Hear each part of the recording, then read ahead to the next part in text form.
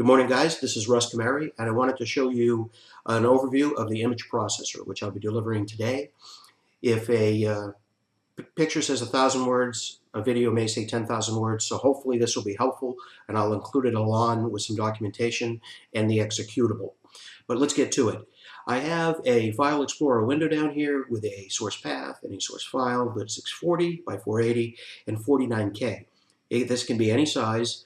It doesn't matter how large or small, and this is representative of what I found in your directory structure, so that's why I use this for this example. You'll see down here we have a destination folder that is empty.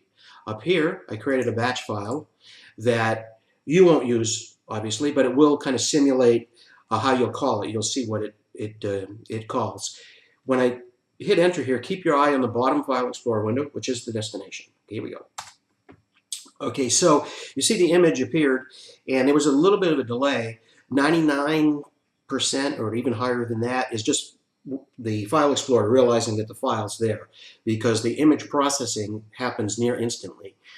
We've thrown tens of thousands of files at it with multiple, less than 2,000 requests across all those different files, and it's performed extremely well. So that's what took a lot of time, is that we really wanted to make sure this is stable for you and can be as fast as possible. But let's look at what it called here.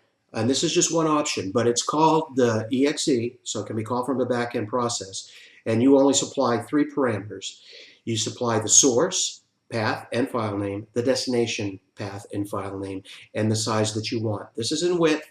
It'll have to stay proportional, so it'll adjust the height so that the image stays proportional and never distorts. Then it does give a little output here, which just for debugging purposes, we can shut that off. But I guess for our initial setup and testing, that might be helpful.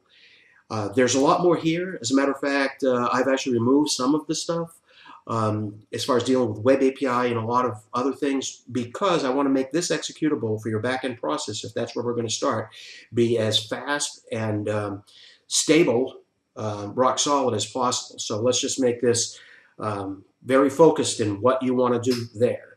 You can also then call this from a Web API or whatever to handle the image resizing on demand, from the client sort of stuff. But we'll get into that later.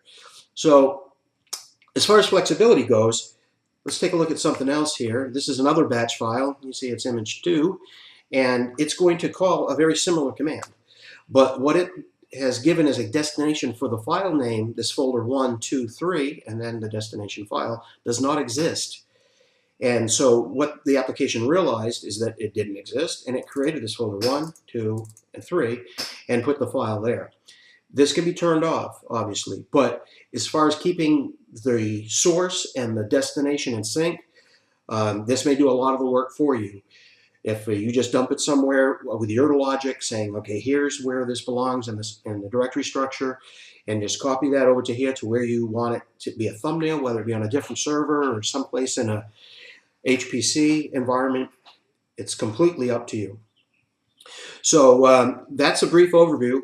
I will be available all day today and through the weekend if you'd like to discuss anything, or if you'd like me to work on a particular enhancement. But I think this is going to really solve the problem that you've been having with the instability of the VB6 app. Also, as far as when you get to your databases and keeping directories in sync and all that, I've been doing exactly that for 15 years with photos, so I'd be happy to help there if I can. But let's get started with this. I know it's taken a while, but we've done so much extensive testing, and I think this is going to be an excellent product for you. Thank you.